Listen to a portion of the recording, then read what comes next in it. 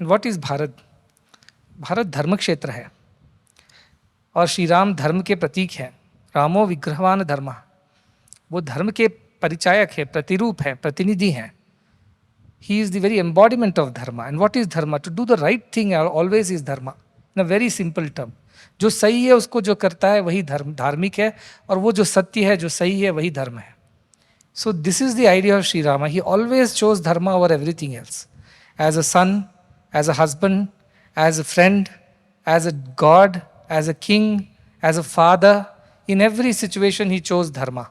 And that is why if our children, our people in India can learn to be righteous in all situations, good or bad, easy or difficult, and not deviate from the path of righteousness, path of dharma, to choose right over wrong at every incident, in every situation, and not deviate from this path, is the path of Sri Rama. Therefore, Sri Rama stands as the collective consciousness of this country.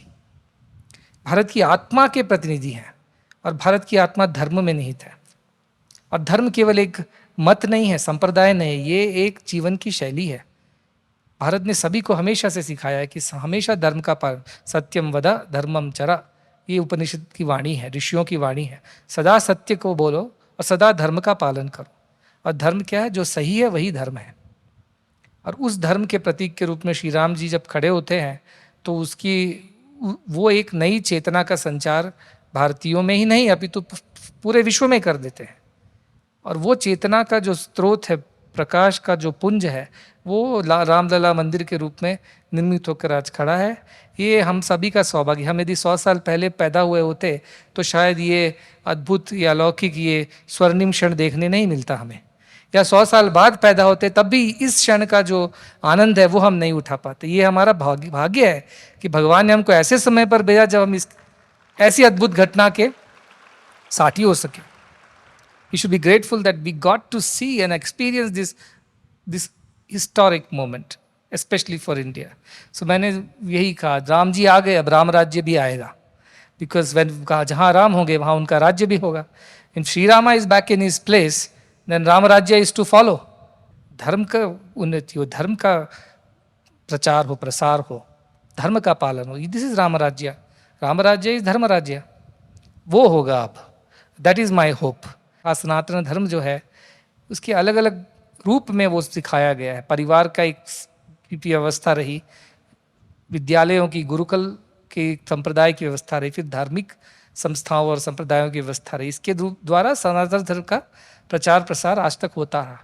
कहीं कहीं ये थोड़ी सी खंडित हो गई है। This system of family, schools and a religious institution has somewhere got here and there, not in good shape.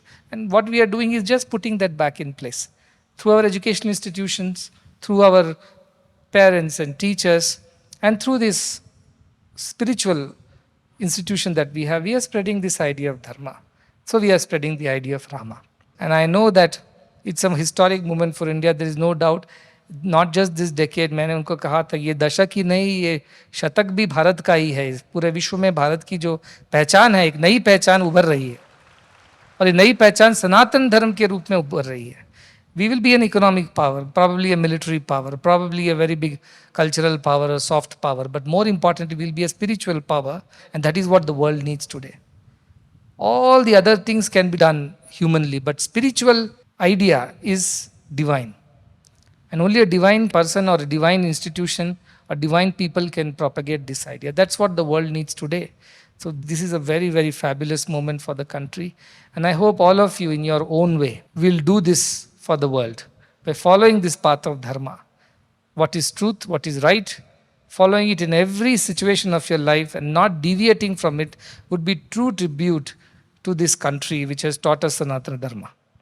This is my hope and prayer, that all of you will be blessed to lead a life like this and spread this idea to the rest of the world. It's a pilgrimage from individuality to divinity, through society, through all the creation. And this education is complete only when it teaches man to continuously journey from individuality to divinity. It shouldn't stop with individual benefits and the benefit of dealing in the society or with the society, but it should take you all the way to divinity. Then our education is complete. That is dve vidye veditavye iti hasmayat brahma vido vadanti parajaiva paracha. the Paravidya and the Aparavidya, knowledge of the world and knowledge of the self. Both have to come together through our educational institutions. That is the effort being put. And I want this ancient Indian education system to spread everywhere.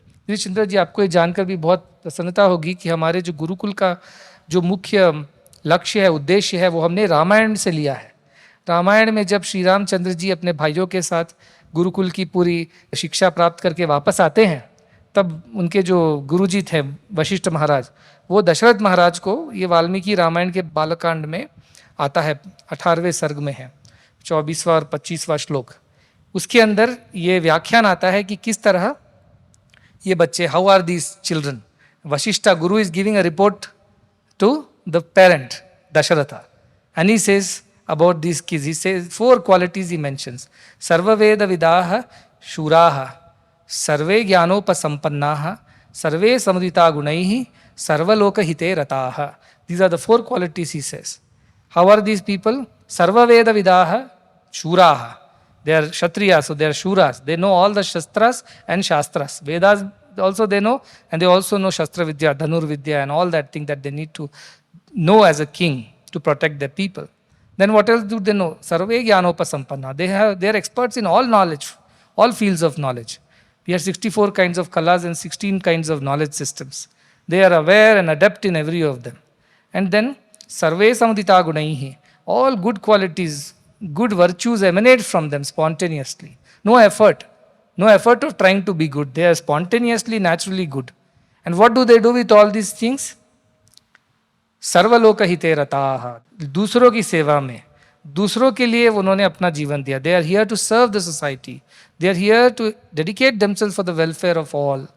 These 4 are also the mission statements, the goals of our Gurukulam. Let us not forget that. This comes from Sri Valmiki Ramayana. So I want our children to be like Rama, because they have to embody these virtues, these qualities, which is the quality of Sri Rama. Then हम राम के वंशज तब होंगे जब उनके सिखाए हुए रास्ते पर चलेंगे. So if we are the children of Sri Rama, we are the lineage of Rama, then we must follow his path of dharma, and that is our institution's effort. And I hope that all of you, especially the youngsters, will take inspiration from such lives as Dinesh Chandra जी. पूरा जीवन लगा दिया उन्होंने देश सेवा में, समाज सेवा में, धर्म की सेवा में, भगवान की सेवा में. अपने लिए कुछ भी नहीं उनका, निस्वार्थ रूप से उन्होंने पूरा जीवन बिताया है. कितनी पद यात्राएं की हैं, कितने संघर्ष झेले हैं, और पूरे भारत का भ्रमण किया है और लोगों तक ये बात पहुंचाई है, लोगों में ये जागरूकता, ये चेतना जगाई. पूरा जीवन उन्होंने इसी को समर्पित किया है. और ऐसे कितने महानुभावों की वजह से आज भारत रूप में अभी भी है, टुकड़े नहीं हो गए इसके, आज भी वो एक अखंड भारत रूप में विद्यमान है. इसका श्रेय ऐसे महापुरुषों को, ऐसे महानुभावों को जिन्होंने पूरा जीवन त्याग में न्यौछावर किया, सेवा की, देश की और धर्म की.